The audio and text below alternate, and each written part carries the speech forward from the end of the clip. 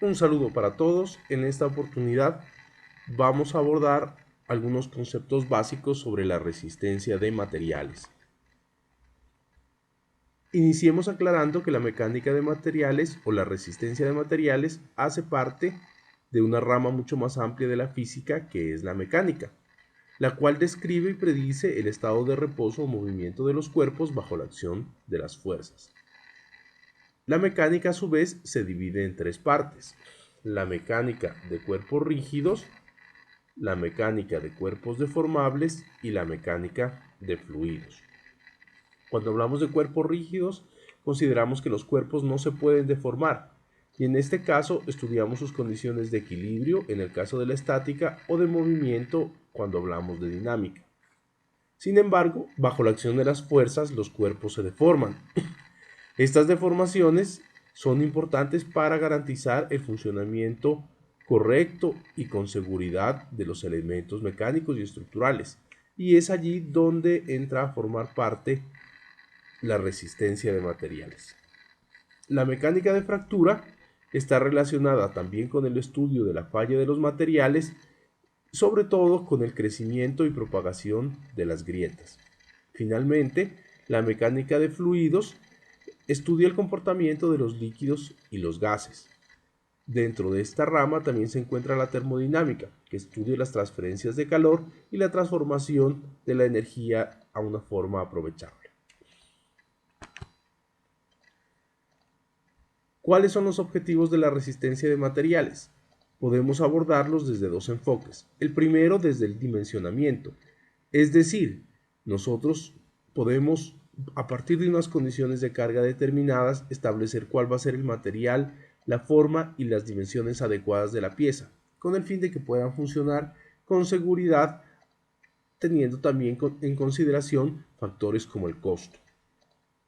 Otra forma de ver la resistencia de materiales es como un proceso de verificación. En este caso, la estructura o el elemento mecánico ya existe, conocemos sus dimensiones y material, y lo que nosotros queremos verificar es cuál es la máxima carga que puede soportar ese elemento con seguridad.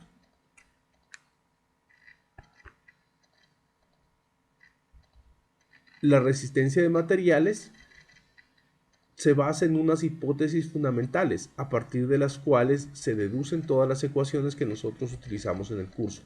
Tenemos que tenerlas en cuenta siempre, debido a que si los elementos mecánicos que estamos calculando no cumplen con estas hipótesis, los resultados que obtendremos muy seguramente no estarán cercanos a la carga real a la que va a estar sometido el elemento.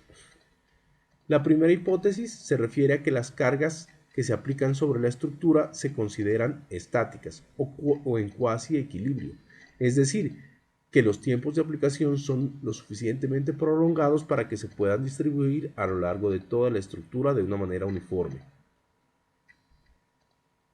La segunda hipótesis nos habla de los desplazamientos que vienen acompañados de las deformaciones. En este caso, las deformaciones se consideran tan pequeñas que no afectan la forma de la estructura. Además, estas cargas pequeñas hacen que la deformación no sea permanente.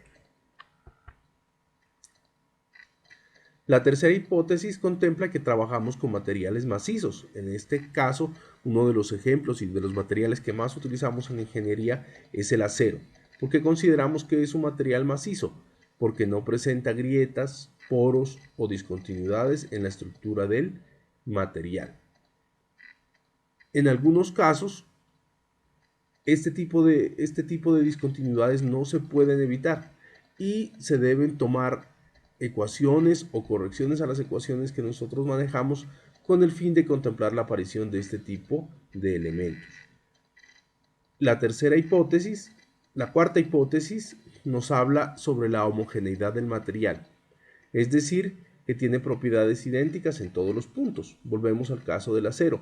En cualquier lugar que nosotros hagamos un corte vamos a obtener acero con las mismas características y propiedades mecánicas. Un ejemplo de un elemento que no sea homogéneo puede ser el hormigón. En este caso, en la imagen podemos observar que está compuesto por piedra, arena y cemento. Dependiendo de dónde nosotros analicemos el material, podemos encontrar características diferentes y eso hace que no sea homogéneo y que las fórmulas que vamos a aplicar de resistencia de materiales no se cumplan como en el caso del acero. La quinta hipótesis fundamental nos habla sobre los materiales isotrópicos, es decir, que tengan las mismas propiedades en cualquier dirección que yo aplique la carga. Para poder entenderlo, vamos a hablar sobre la madera. Como ustedes saben, la madera tiene unas vetas y cuando rajamos la madera, nosotros hacemos los cortes de tal manera de que sean paralelos a la veta. De esta manera la madera se raja con facilidad. Si nosotros giramos 90 grados y tratamos de hacer los cortes perpendiculares a la veta, vamos a ver que la resistencia que ofrece el material al corte es mucho más amplia. Si lo hacemos sobre un punto crítico, como podría ser esta parte de acá del material, donde se presentan estructuras que están prácticamente anudadas, la fuerza y la resistencia que tiene esta sección va a ser mucho mayor. Es decir, que las propiedades del material cambian dependiendo de la orientación de la fuerza. En este caso tenemos materiales anisotrópicos. La última hipótesis que se maneja en resistencia de materiales es que los materiales no tienen cargas internas o fuerzas internas antes de montarse y soportar las cargas que vamos a apreciar. Un ejemplo típico de esto es el vidrio templado, que tiene unas fuerzas internas de compresión que le dan mayor resistencia, pero que no se consideran dentro de las ecuaciones que manejamos en resistencia de materiales, así que los resultados que obtenemos van a ser diferentes a los que observamos en la realidad. Vamos a hablar ahora del concepto de fuerza. La fuerza representa la acción de un cuerpo sobre otro y se caracteriza por su punto de aplicación, su módulo, su dirección y su sentido. Es decir, la fuerza la consideramos como un vector que puede actuar sobre un cuerpo de dos maneras. Primero, modificando su velocidad, que hace parte del estudio de la dinámica, o en nuestro caso, cuando se restringe el movimiento, aquí podemos observar una pared que restringe el movimiento del bloque, se va a producir una deformación. Las unidades de fuerza en el sistema internacional es el newton y en el sistema inglés corresponde a la libra fuerza. Aquí tenemos algunas equivalencias que nos van a servir para resolver algunos ejercicios más adelante. Las fuerzas pueden ser de diferentes tipos. Hablamos de fuerzas de tensión, que son fuerzas iguales y opuestas que tienden a alejarse entre sí. Como ejemplo de elementos sometidos a tensión, tenemos los cables de un puente colgante. Otra forma de aplicar la fuerza serían fuerzas iguales y opuestas que se dirigen la una hacia otra. En este caso, el material lo que va a hacer es comprimirse. Y ejemplos de su aplicación tenemos los pilares o las columnas que sostienen el puente. Otra forma de aplicar la fuerza es como un torque o un momento. Dos pares iguales y opuestos que actúan sobre el elemento. Como ejemplo, los ejes de transmisión de potencia, que hacen parte de prácticamente la totalidad de los motores y en consecuencia de un porcentaje significativo de las máquinas que nosotros encontramos. Y finalmente, la flexión, cuando se aplica una fuerza al elemento estructural como una viga que se apoya en sus extremos. En este caso, lo que vamos a ver es que la viga va a tender a pandearse con esfuerzos normales de tensión y compresión, de los cuales vamos a hablar más adelante. Continuemos ahora con el concepto de esfuerzo. El esfuerzo se define como la relación entre la fuerza aplicada y el área que la soporta. Este valor es independiente de la geometría del elemento y su magnitud para diferentes materiales se obtiene a partir de un ensayo mecánico que se denomina el ensayo de tensión. El máximo valor del esfuerzo que puede soportar un material antes de deformarse se denomina esfuerzo admisible. Bueno, aquí vamos a aclarar un poquito entonces el concepto de esfuerzo y el ensayo. En primera medida vamos a dibujar una probeta y sobre ella vamos a aplicarle dos fuerzas de igual magnitud y dirección y sentido contrario, F y F'. Estas dos fuerzas someten al elemento a tensión y esta que estoy señalando acá es el área transversal, la cual va a soportar la carga del elemento. Por lo tanto, el esfuerzo se define como la relación entre fuerza sobre área.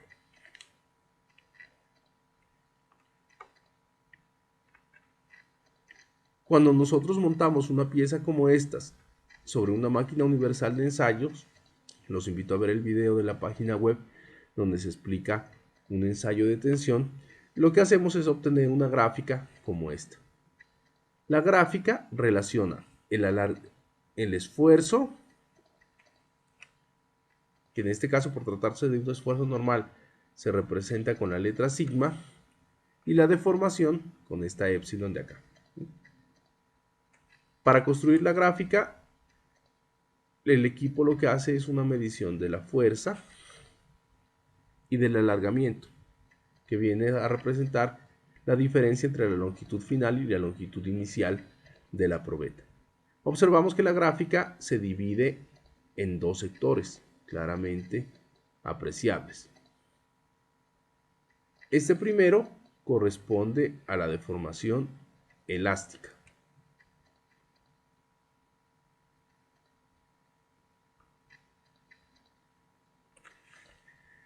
Y esta zona de acá corresponde a la deformación, que la hemos denominado deformación plástica.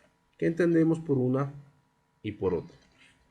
La deformación elástica tiene un comportamiento lineal, muy similar al de un resorte. Cuando nosotros tensionamos un resorte, este se deforma y una vez dejamos de aplicar la carga, el resorte vuelve a su longitud original. Lo mismo pasa con los aceros. Aplicamos una carga, él se deforma, que vendría, aquí tendríamos la carga y aquí tendríamos el alargamiento resultante, y apenas nosotros dejamos de aplicar la carga, el material se regresa y vuelve al punto inicial con deformación total 0. Eventualmente este comportamiento del material no puede presentarse indefinidamente. Va a llegar un momento en que el material llegue a un valor que nosotros denominamos esfuerzo de fluencia, donde a partir de ese momento el material va a comenzar a deformarse. Imaginemos entonces que vamos a aplicar una carga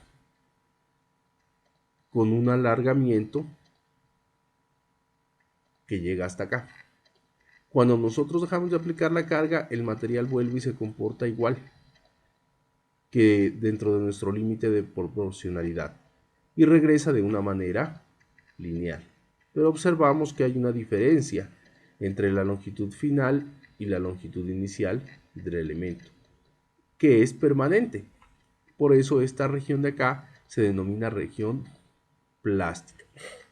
Otros puntos interesantes de la curva corresponden a este, que es el esfuerzo máximo, y este esfuerzo de acá, que corresponde al esfuerzo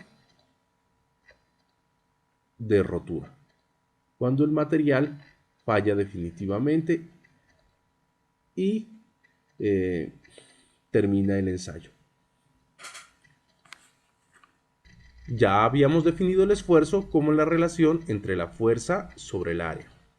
Dependiendo del ángulo que se forme entre la fuerza y el área, los esfuerzos se clasifican en dos tipos: esfuerzo normal y esfuerzo transversal o esfuerzo cortante. En el esfuerzo normal, la fuerza es perpendicular al área que la soporta. Mientras tanto, cuando hablamos de esfuerzo transversal o esfuerzo cortante, el área y la fuerza se encuentran sobre el mismo plano. Para diferenciar uno de otro utilizamos la letra sigma para esfuerzo normal y la letra tau para esfuerzo cortante. Sin embargo, por tratarse de valores de esfuerzo, su ecuación es la misma, fuerza sobre área. Lo único que cambia es la orientación del área con respecto a la fuerza. Eventualmente, podemos tener algunos casos donde la fuerza no sea perpendicular al área. En este caso, lo que nosotros vamos a hacer es descomponer esta fuerza ortogonalmente. Y nuevamente, el componente de la fuerza paralelo va a ser un esfuerzo cortante y el esfuerzo o la componente perpendicular al área va a corresponder a un esfuerzo normal. Entonces sigue habiendo únicamente dos tipos de esfuerzo, a diferencia de la fuerza, que puede ser de tensión, compresión, torsión o flexión. Podríamos preguntarnos cómo observar los esfuerzos en la práctica. Para poder tener una idea de cómo se distribuyen los esfuerzos dentro del material, se diseñó una prueba que se conoce como el ensayo fotoelástico. Esta prueba se hace con material translúcido bajo unas condiciones especiales de luz. También he dejado un video para ustedes para que puedan ver con más detalle cómo es que se hace la prueba. Y a partir de este ensayo, lo que nosotros obtenemos es una representación gráfica de las zonas donde el esfuerzo es mayor. En este caso tenemos una probeta sometida a flexión y podemos observar que en puntos críticos, como los apoyos, o en este caso, en esta entalla o ranura que se trazó sobre el material, la coloración es mucho más fuerte, lo que indica que la magnitud de los esfuerzos en estos puntos es mayor. Por otra parte, en las zonas claras podemos observar que no existe esfuerzo o que la magnitud del esfuerzo es muy baja.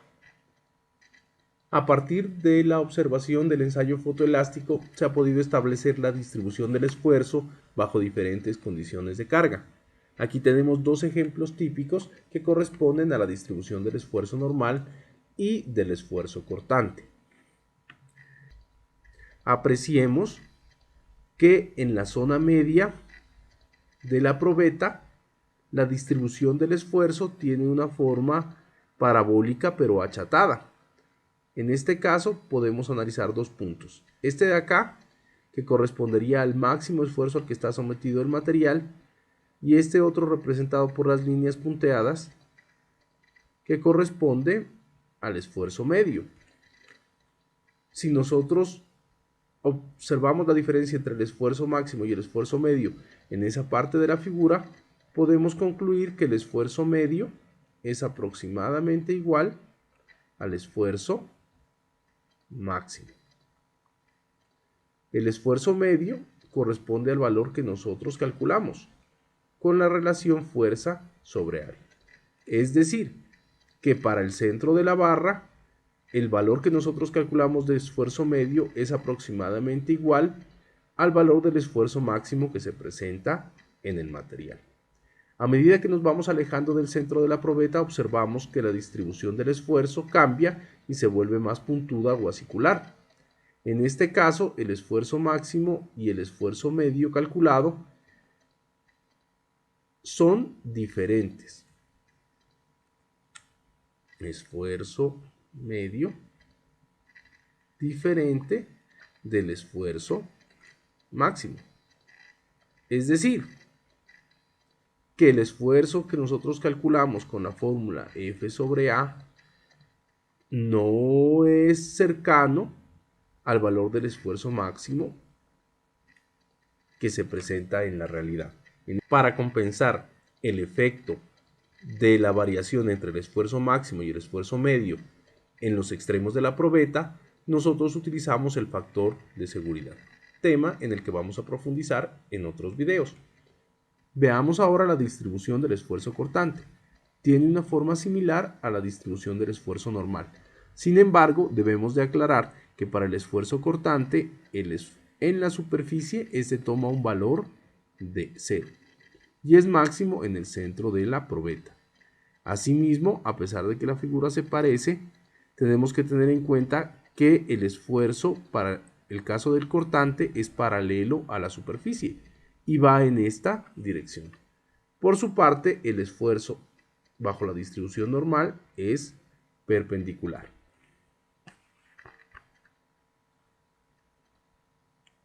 Terminamos esta parte conceptual de la resistencia de materiales hablando sobre la deformación, la cual se define como el cambio relativo de las dimensiones o la forma de un cuerpo, como resultado de la aplicación de una fuerza, o también puede ser por efecto del cambio en la temperatura del objeto. ¿Por qué es importante tener en cuenta la deformación?